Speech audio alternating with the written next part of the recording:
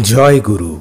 গতকাল আমরা নিষ্ঠা বিধায়না থেকে দেখেছিলাম শ্রী শ্রী ঠাকুর আমাদের নিষ্ঠা বলতে কি বোঝায় তা শিখিয়েছেন।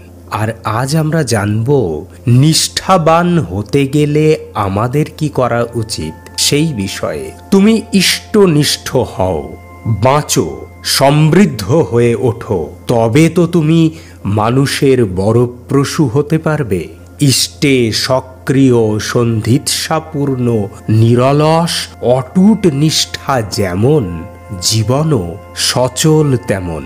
নিষ্ঠানন্দিত অনুরাগ, শিষ্ট সুন্দর অনুচলন, ব্যবহার ও কথাবার্তা, নিবিষ্ট কৃতিদীপনা, এগুলি মানুষকে মানুষ করে রাখে, মহৎ করে রাখে।